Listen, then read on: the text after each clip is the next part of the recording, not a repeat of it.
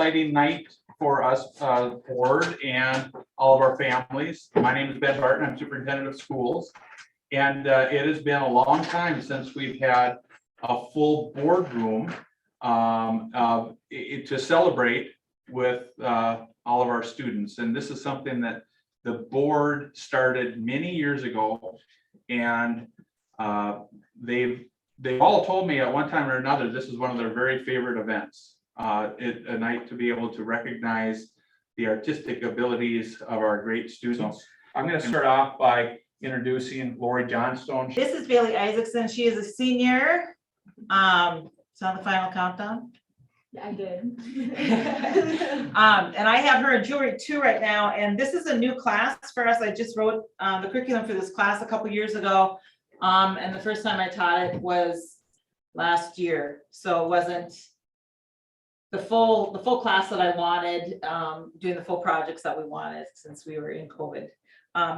So Bailey, we always hear people talk about, oh, your kids are so talented, your kids are so talented. And I think Suzanne and I both will say, our kids work really hard.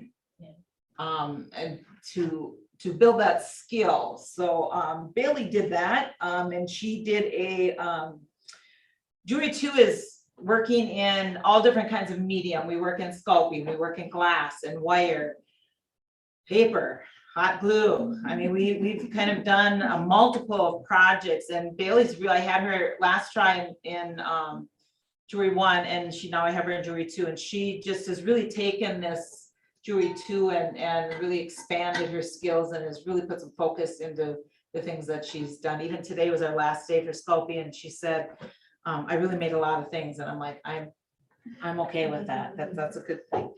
So what Bailey did here is this is a fused glass pendant that she did.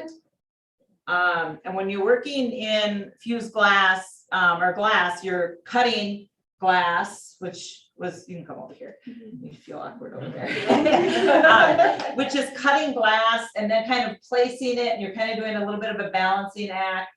And then we put it in the kiln, and we just have to let things happen. And sometimes we get not so good things, and other times we get really good things happening. So this is a little bit challenging because she has some space in the glass, but this turned out really well. And I was really pleased with what she did. She let us take it from her, donate it. So congratulations, Bailey. Yeah.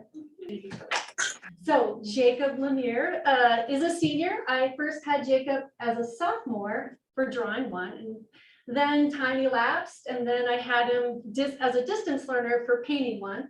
So sometimes I think your story is kind of cool, because one of the things about Jacob was he just started to kind of find some solace in his painting and started to do a lot on his own.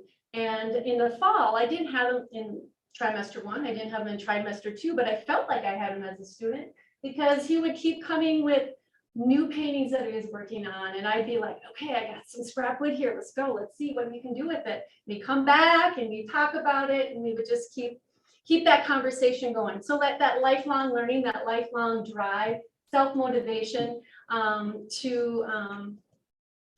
that he has evolved through. So this painting is one that he just did on the side. I have him for watercolor now, and he's exploring that new medium, doing a lot of nature wildlife studies. And so it's fun just to see him go through. And this is called his domain, and he's finding his domain in his craft of painting and watercolor, as well as acrylic and a combination of. So this is on a wooden panel.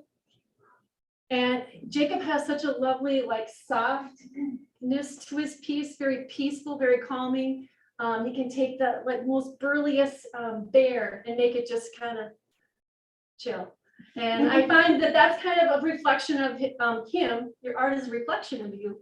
And it's been fun to see that journey. So thank you very much for all that you brought into the classroom and for that lifelong drive and passion. Thank you. Thank you.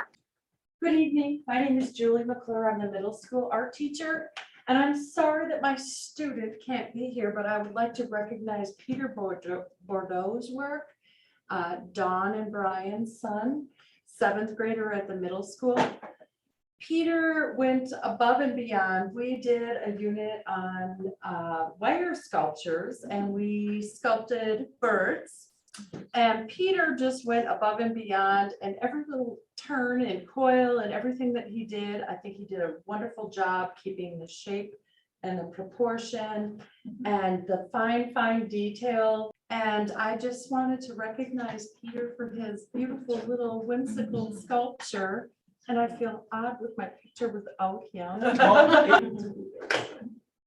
All right. Thank you, awesome. Peter. Hi, I'm Tom Jumper. I'm the art specialist over at the intermediate school, 3, 4, 5 grades. And this is Kinley Dassau. And what she has done for us is she's also been doing a lot of exploration along with the rest of her classmates. In 4th grade, we were doing a watercolor painting called neurographic painting. And what it is you're supposed to try and simulate the look of neurons. And we talked about what neurons are, where they're located in the body, which is, you remember? Put me on the spot here. That's all right. I know it's late. It's been a long day, sorry. But no, it's in the brain. They're in the brain. And they are what create the pathways for thought and movement, things like that. So what we're trying to do is try to duplicate those and also add a colorful part to it.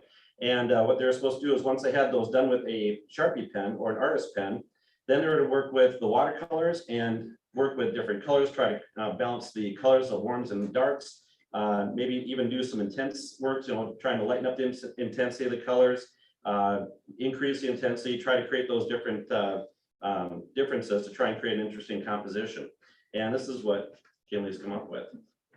And it was really fun too, because Kinley in class is very quiet, but she's very focused, which is really fun. So she's kind of a hands-off thing, a situation. When she gets started, I just kind of let her go and she does a great job with it. So I was really happy that I was able to choose her piece. It was well done. I thought she did an awesome job on it. So thank you.